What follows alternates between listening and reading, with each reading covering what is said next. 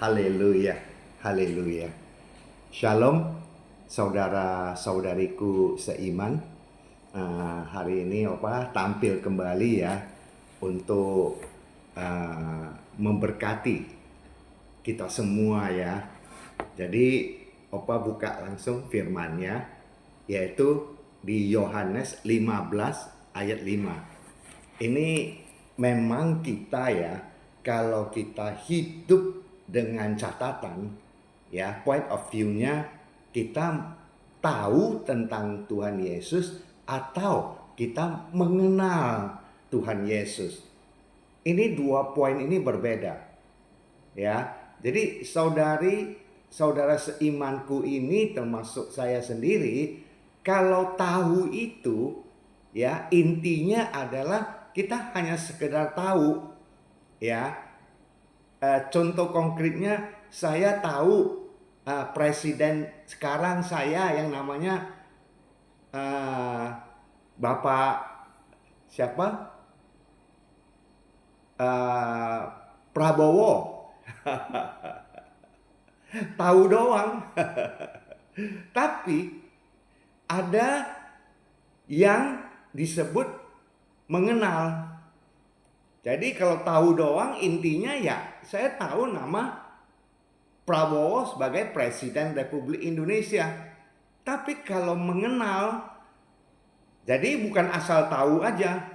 Jadi saya mengenal artinya saya bisa ke rumahnya, bertemu keluarganya Pak Prabowo, bisa ya berbincang-bincang dengannya. Nah, demikian juga kalau secara spiritual, kita itu hanya tahu tentang Yesus atau kita mengenal Yesus Kristus Tuhan. Ya, jadi kembali ke kita punya karakteristik. Sampai saat ini saya hanya tanya kepada saudara-saudari seimanku, seberapa jauh kita mengenal Yesus Kristus Tuhan sebagai juru selamat kita, imam agung besar kita yang duduk di sebelah kanan tata Allah Bapa surgawi kita dan memerintah dalam alam semesta ini. Ya, jadi kita lihat itu poin yang paling penting untuk seperti mengenal Yesus lebih dalam. Itu Rasul Yohanes itu dia pernah mengajarkan, ya kan? Rasul Yohanes ini salah satu murid Yesus, dia ajarkan di Yohanes 15 ayat 5. Ya, demikianlah firman-Nya, Yohanes 15 ayat 5. Akulah pokok anggur dan kamulah ranting-rantingnya. Barang siapa tinggal di dalam aku dan aku di dalam dia, ia berbuah banyak, sebab di luar aku kamu tidak dapat berbuat apa-apa. Nah, ini adalah intinya, bahwasanya kita semua mengenal Yesus Kristus Tuhan. Mengenal ya. Jadi kalau mengenal Yesus Kristus Tuhan secara spiritual, kita punya keseluruhan tubuh, jiwa, roh kita. Ya, setiap hari kita bisa berseru kepadanya. Ya, yang dikatakan as often as remembrance of Him. Setiap hari kita teringat, kita terfokus kepada Tuhan Yesus Kristus kita sebagai juru selamat kita, dan itulah yang disebut kita mengenal Dia. Kalau udah demikian, apa benefitnya, manfaatnya? Nah, di sini kita lihat dia sebutkan begini, jikalau kamu tinggal ya di dalam Yesus Kristus Tuhan, maka kita ini akan menjadi yang seperti disebutkan bahwasanya Tuhan Yesus katakanlah, tinggallah di dalam aku di dalam kamu. Ya, kita ini seperti ranting. Kalau udah tinggal di dalam Dia, kita itu bisa berkembang, ya, memberikan daun dan buah. Jadi bisa memberkati orang banyak. Gitu ya. Nah, itu kalau kita mengenal Yesus Kristus Tuhan, itu disebut to recognize, mengenal Yesus Kristus kita lebih dalam. Demikian ya. Jadi kita harus berbuat seperti itu. Ya. Nah, kalau demikian kita juga mengatakan point of view kedua di sini, kalau kita tidak mengenal Tuhan Yesus lebih dalam, kita tidak bisa berbuah dan tidak bisa berbuat apa-apa. Ya, jadi bedanya tahu tentang Yesus dan mengenal Yesus Tuhan. Oke, nah ini poinnya. Jadi saudara-saudari seimanku, kita semua harus tahu Yesus Kristus semakin dalam, semakin berakar. Dan setiap hari kita teringat kepadanya. As often as remembrance of Him. Or to recognize Him. Jadi gitu. Setiap hari kita itu terfokus kepadanya, teringat, terkenang kepadanya, selalu berseru doa kepadanya, menyembahnya, dan kita ini yang disebut bisa berbuah, bertumbuh dengan tindakan iman, dipimpin oleh kuasa ilahi Roh Kudusnya, sehingga hidup kita bukan kita hidup lagi, yaitu Yesus Kristus Tuhan yang hidup. Ya, secara konkretnya adalah firman-Nya yang hidup, yang berkuasa, yang berdaulat, telah bersatu padu dengan kita punya hati nurani, pikiran kita, karakter Tuhan Yesus bernaung dalam hidup kita. Ya, nah itu merupakan kuasa dan kekuatan yang sungguh signifikan, tiada taranya.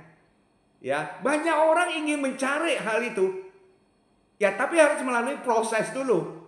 Proses yang tadi Opa sebutkan, hanya sekedar tahu itu tidak akan bisa mencapai ke hal itu. Tapi mengenal lebih dalam, berakar lebih dalam, pasti. Ya, seperti yang dikatakan firman-Nya di Yohanes 15 ayat 5. Ya, kita akan berbuah. Ya, kalau kita akan tinggal berakar di dalam Yesus Kristus Tuhan.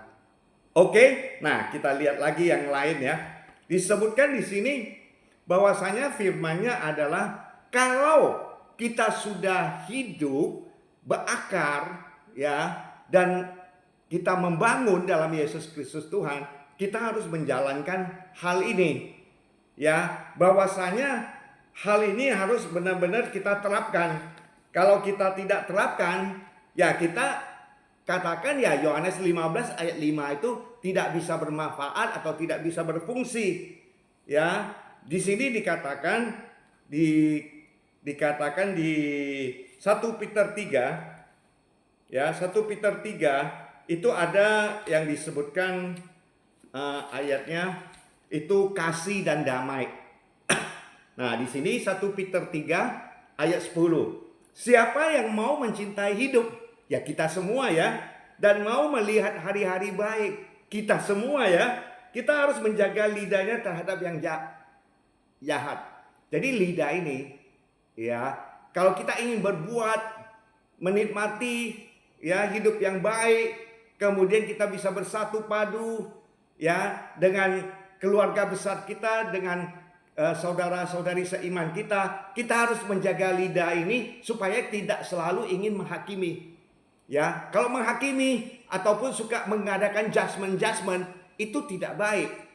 Ya, Yohanes 15 ayat 5 itu tidak bisa mencuat, tidak bisa berfungsi dengan baik. Karena lidah ini adalah lidah yang kecenderungannya adalah selalu ingin mencuap dan menghakimi. Ya, itu tidak tepat. Tapi yang paling baik adalah lidah kita untuk berdoa syafaat, bersuruh doa kepada Dia. Ya. Nah, di 1 Petrus 2 adalah dia harus menjauhi yang jahat dan melakukan yang baik. Ia harus mencari perdamaian dan berusaha mendapatkannya.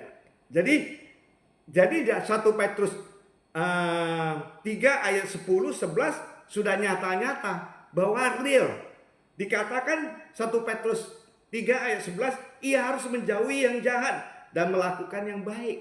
Artinya lidah kita ini harus berbuat banyak supaya bisa bertumbuh berbuah bagi kerajaan yang maha tinggi. Karena kita disebut adalah anak-anak terang dari kerajaan terang. Apakah anak-anak terang dari kerajaan terang masih harus lidahnya tidak berkenan? Nah, orang lain melihat ini, dia sebutkan dia anak-anak kerajaan terang, tapi lidahnya masih mengoceh, mencuap, mencemooh, ya, mencaci, kemudian berbohong misalnya, ya, menghakimi orang lain.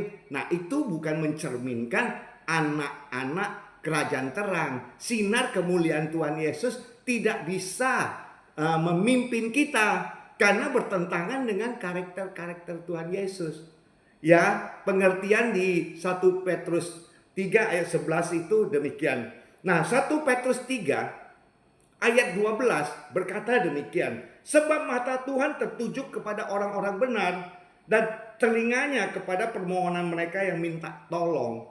Jadi bukannya kita tidak bisa bertemu dengan halangan-halangan, ya. Tetap kita bisa bertemu untuk mengatasi persoalan demi persoalan. Makanya di sini Rasul Petrus katakanlah, mata kita udah tertuju kepada Tuhan, tapi Tuhan juga matanya tertuju kepada kita yang hidup kudus, yang hidup benar, yang hidup untuk melakukan firman-Nya.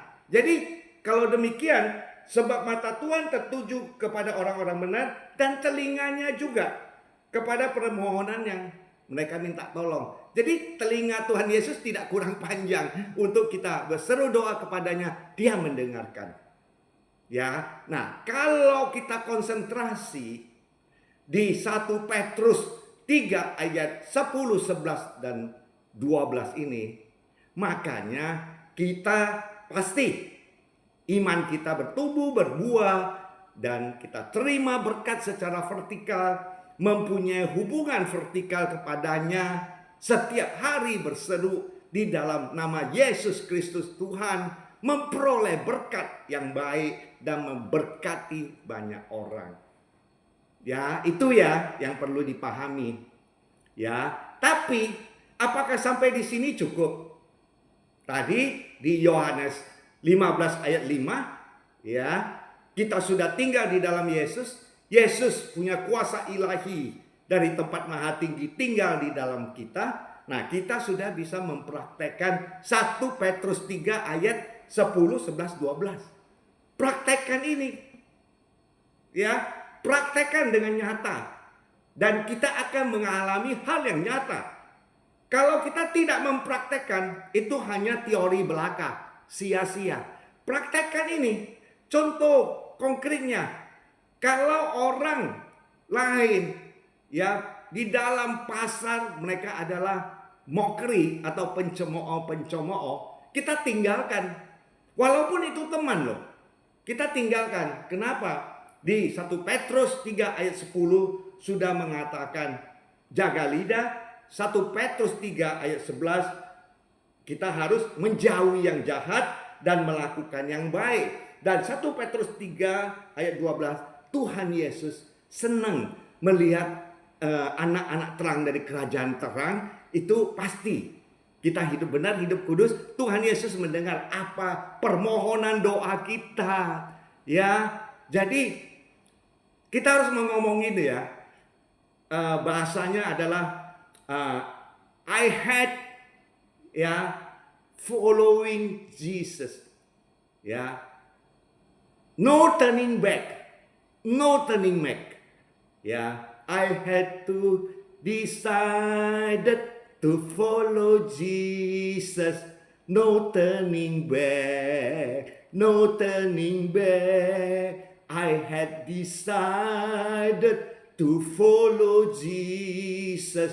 No turning back. No turning back. Saya memutuskan untuk mengikuti atau menggiringi Tuhan Yesus Juru Selamatku, Imam Besar Agungku, dan tidak akan berbalik lagi, dan tidak akan berbalik lagi. Maksudnya di sini intinya adalah kalau kamu memutuskan mengiringi atau mengikuti Tuhan Yesus, ikuti. Tiru sifat-sifat Kristus yang mulia, karakter-karakter Tuhan Yesus yang mulia. Ikuti ya secara konsisten, secara kontinu. Ikuti, dipimpin oleh kuasa ilahi Allah Roh Kudusnya, Allah Bapa surgawi. Dan itu menghasilkan apa? Kita tidak akan berbalik arah lagi. Tidak akan berbalik arah lagi, saudara-saudariku. Kenapa? Kalau kita tidak ikuti yang tadi ya, yang dikatakan di 1 Petrus 3 ayat 10-11 ini, maka kita yang daging ya, roh-roh di sekitar pasaran, di sekitar market itu mau mempengaruhi kita terus ya. Jadi untuk itu kita sudah katakan, cantumkan atau menerapkan firman Allah yang hidup melalui karakteristik Tuhan Yesus, dipimpin oleh rohnya Allah Bapa surgawi, yaitu Allah Roh Kudus. Dan kita selalu setiap hari terfokus kepadanya, melakukan firman-Nya yang hidup, yang berkuasa berdaulat. Ya, demikian 1 Petrus 3 ayat 10, 11, 12. Ya, tapi setelah 3 ayat ini itu dikombin sedemikian rupa, kan kita udah mempunyai kuasa dan kekuatan dan hikmat ya, dipimpin oleh Roh Kudusnya Allah Bapa surgawi kita. Kita ini harus berjalan ya, walk with Jesus Christ. Ya, penerapannya harus berjalan melalui Tuhan Yesus, namanya yang berkuasa, yang berdaulat, yang perkasa, yang heran, yang ajaib. Kita berjalan dalam dimensi itu, saudara-saudariku. Jadi kalau kita demikian ya, makanya yang disebutkan oleh Rasul Paulus di Kolose 3 ayat 17. Nah, ini artinya gabungan dari ayat ketiga ayat yang sebelumnya. Ya, Yohanes 15 ayat 5, kemudian di 1 Petrus 3 ayat 10, 11, 12 ya. Kemudian bisa kita timbulkan yang ini, Kolose 3 ayat 17. Dan segala sesuatu yang kamu lakukan, baik itu perkataan atau perbuatan, lakukanlah semuanya itu dalam nama Yesus Kristus Tuhan, sambil mengucap syukur oleh Dia kepada Allah bagi Bapa kita.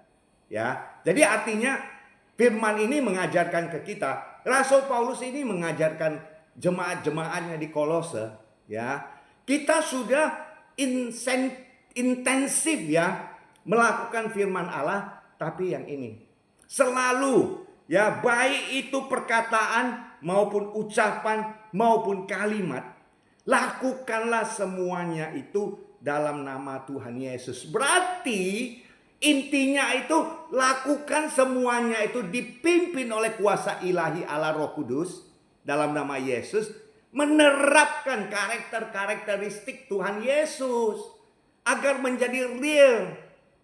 Ya, menerapkan karakteristik Tuhan Yesus adalah menerapkan firman Allah yang hidup, yang berkuasa berdaulat. Ya, Roh Kudus yang memang Dia datang ke muka bumi ini, Dia untuk memaintain nama Yesus Kristus Tuhan agar hidup di dalam anak-anak terang dari kerajaan terang yang tak tergoncangkan loh. Dahsyat men, yang tak tergoncangkan, kerajaan terang yang tak tergoyahkan, yang tak tergoncangkan. Ya, karena kita sebutkan demikian, Engkaulah Allah Bapa surgawiku yang mempunyai kerajaan dan kuasa dan kemuliaan sampai selamanya. And haleluya. And amin ya. Praise the Lord. In all our way, Tuhan buka jalan, kita menaikkan puji-pujian. Nah, itulah yang menyenangi hati Tuhan. Kita persembahkan seluruh tubuh kita. Ya, itu dikatakan demikian, persembahkan seluruh tubuh kita sebagai apa? Sebagai korban syukuran dan kudus dan menyenangi hati Tuhan. Itu ada ayatnya. Ya, di sini disebutkan di di ayat yang dinamakan Roma 12 ayat 1 ya. Nah, itu di sana.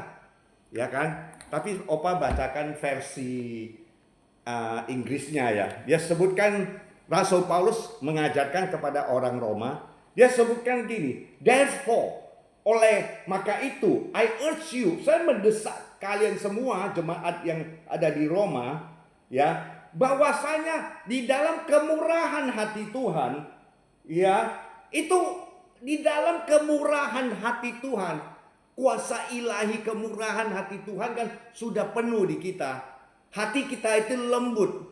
Hati kita itu saling mengasihi keluarga besar kita dan saudara-saudari seiman kita. Kita mengasihi, kita memberkati, mempunyai vertikal intimasi dengan Holy Trinitas yang agung di dalam kerajaan surgawi. Nah, itulah yang disebutkan kemurahan hati Tuhan melingkupi kita.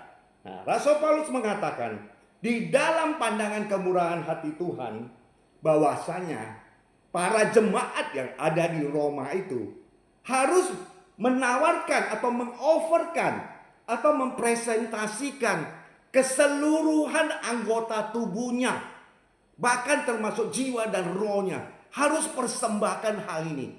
Ya, kita adalah penyembah-penyembah yang setia, anak-anak terang dari kerajaan terang, harus menyembahkan hal ini seluruh hidup kita bagi Dia.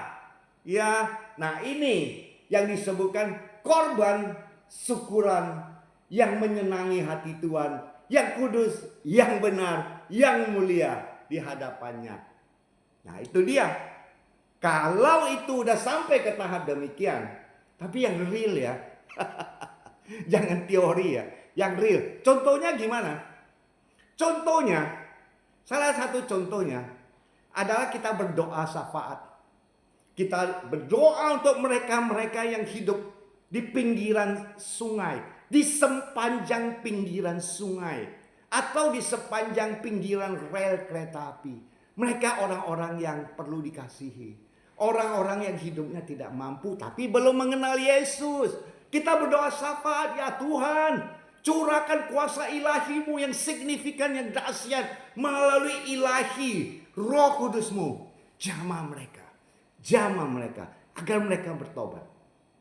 Sesuai dengan panggilan kasih karunia-Mu, mereka terjamah dan mereka mengenal Engkau Yesus Kristus Tuhan sebagai my rock of salvation, sebagai batu karang keselamatan hidup. Haleluya. Haleluya. In Jesus name I pray ya. Haleluya. Ya, lakukan itu. Lakukan itu teman-teman. Jadi firman Allah yang hidup berkuasa itu harus dipraktekkan. Bahwasanya kita adalah pelaku firman-Nya. Makasih ya Tuhan Yesus, Engkau baik. Opa doa agar mereka yang mengalami hal-hal yang tidak berkenan, Engkau buka jalan, tingkap-tingkap langit dibuka, dicurahkan kepada kita semua. Apa yang kita doakan, yang seperti yang dikatakan 1 Petrus 3 ayat 12. Tuhan Yesus yang duduk di dalam kerajaan surgawi, panjang telinga, panjang sabar untuk memenuhi segala permohonan doa kita di 2025 sampai seterusnya. Karena kita ini apa?